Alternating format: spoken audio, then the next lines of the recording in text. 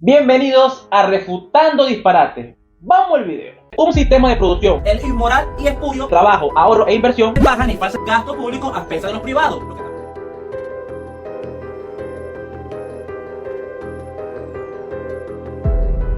El capitalista, según Marx, es el dueño de los medios de capital. Bueno, esta es la opinión sobre Marx de una persona que nunca leyó Marx, obviamente. Pero aprovechemos esto para explicar algo. Hay una gran diferencia justamente entre un capitalista y un pequeño capitalista, un pequeño propietario. Y justamente el pequeño propietario es aquel que tiene lo que él dice, un pequeño negocio de producción donde puede emplear a 2 o 3 personas. Entonces obviamente esa lectura básica que él hace, porque seguramente leyó un Wikipedia o vio un video de alguien, es justamente la lectura que hay que hacer para entender el proceso básico, un medio de producción que te permite explotar la fuerza de trabajo. No entiendo cuál es la contradicción. En el concepto clásico de capitalismo o tradicional, el capitalista es el dueño de los medios de producción. Con lo cual, eso de que es para explotar a la fuerza de trabajo es absurdo. Si yo invierto en los medios de producción que vienen producto de mi sacrificio previo y contrato a alguien que previamente aceptará el salario que yo le ofrezco de forma voluntaria y sin coacción, no podemos hablar de explotación. Pero cuando hablamos de capitalismo hablamos de las grandes propiedades sobre los medios de producción. Y Marx hace una diferencia justamente con el pequeño productor y el pequeño burgués. Es aquel que tiene una maquinaria mínima o un medio de producción mínimo que le permite justamente sustentar su vida. Y quizá incluso llegar a tener empleados. Esta es una concepción clasista y absurda, como obviamente no podría ser diferente del resentido de Marx. El capitalista es aquel que ahorra e invierte, con independencia de su estatus. Quien tiene más y quien tiene menos lo decide los consumidores debido a su preferencia, decidiendo sobre los bienes y servicios que se le ofrecen según su valor subjetivo. Aclarando que solamente se puede hablar de empresas capitalistas, aquellas empresas que viven de ganar la preferencia de los consumidores compitiendo por ellas en base a calidad, servicio y precio, ofreciendo bienes y servicios que los consumidores pagarán o no en base a su valor subjetivo. Es que como el capitalismo tiende a la acumulación y al monopolio, la condena que tiene el pequeño burgués es justamente ser tragado por el gran capitalista. Entonces, incluso asumiendo que ese pequeño burgués fuera un capitalista, vamos a encontrarnos que rápidamente su negocio va a ser tragado por el monopolio. Porque el monopolio tiende justamente a destruir todos los negocios de la pequeña burguesía. Y la propiedad privada que ese pequeño burgués individual ha logrado acumular y le permite tener su pequeña tierra o su pequeño negocio, va a pasar en algún momento a ser parte del gran capital, de la gran propiedad. Y además, como el Estado actúa de la mano del monopolio, las políticas estatales como los impuestos y otras van a llevar justamente a constreñir esa propiedad para que ésta desaparezca. El capitalismo sí se trata de acumulación, o sea, ahorro, porque hay que hacer frente no solo a la depreciación, sino al deterioro de los bienes capitales.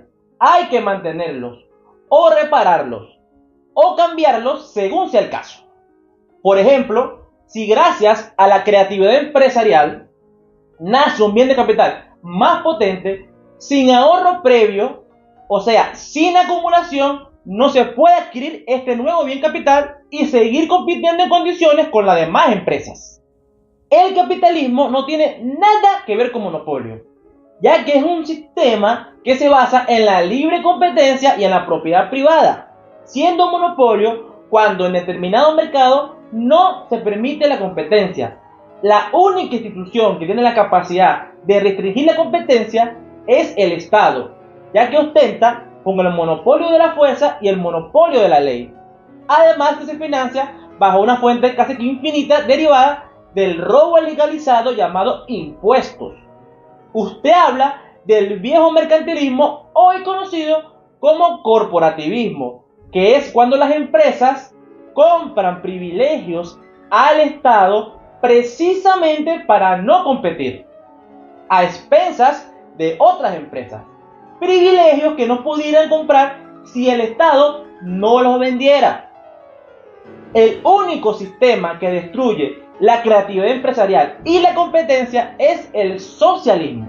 En el sistema socialista, todo tiene que pasar porque se apruebe de manera centralizada. Desde el Estado se controla y se limita la competencia por razones ideológicas, por ejemplo, justicia social, ya que se trata de planificar la economía en base a teorías antieconómicas, que a posterior destruyen el proceso de mercado gracias a la permanente agresión a la propiedad privada y múltiples trabas al libre desarrollo de la función empresarial. No lo digo yo, lo dicen los hechos. El Estado es un monopolio. Es el Estado el que vende privilegios a unas empresas a expensas de las demás. Esto es lo que genera los distintos monopolios. Por ejemplo, las patentes. Lo que me da risa es que tú quieres apagar el fuego con más gasolina.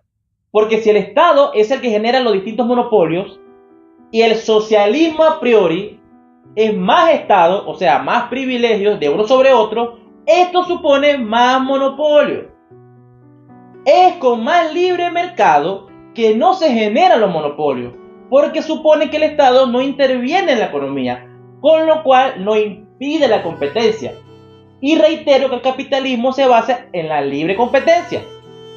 A más competencia, menos generación de monopolio. Como los hechos lo demuestran. A más socialismo, o sea, más estatismo, esto es lo que genera los monopolios. Gracias a que hay más coacción, más impuestos, más controles, más regulaciones, más deuda, más inflación, o sea, más socialismo, más estatismo, esto provoca que haya menos oferta, lo que supone menos competencia. Y todo esto se traduce en más pobreza. Por eso es que el liberalismo, a pesar de que no pareciera, es justamente el resentimiento de la pequeña burguesía. Pero obviamente es un resentimiento que no comprende cuál es su situación real. Me dice un resentido socialista, basado en el odio y en el resentimiento que divide en clases, y habla de pequeños burgueses, que el liberalismo es el resentimiento de pequeños burgueses. La ignorancia es atrevida. Más bien el liberalismo es la defensa del individuo y sus derechos, de su propiedad, de su vida, de su libertad, con independencia de raza, sexo, orientación, religión, si es rico o si es pobre. Edúquese, amigo. Y cree que el problema es el Estado, entendiendo el Estado como socialismo, porque eso les han dicho las personas que esta gente estudia. Entonces justamente creen que ese Estado, que está atenta contra su propiedad, es socialista, cuando obviamente es el principio básico del capitalismo. La gran empresa y el Estado atentan contra el pequeño burgués para favorecer al monopolio. El Estado es el problema y el estatismo es socialismo, ya sea de su antigua definición, que es la colectivización de los medios de producción. Esto abre la puerta a la definición más contemporánea, que es la permanente agresión institucional a la propiedad privada, ya que esta es la única forma de colectivizar los medios de producción, mediante violencia, mediante coacción, misma coacción que impide el libre desarrollo de la función empresarial. Y todo esto se traduce en miseria, se traduce en pobreza. Aquí vemos un claro desconocimiento del compañero al poner al capitalismo como la colusión entre empresa y Estado, cuando son algunas empresas que, odiando la competencia, buscan a los políticos para que estos cuiden de la misma. Esto siempre se llamó mercantilismo de Estado y hoy se conoce como corporativismo de Estado. Eso no es capitalismo.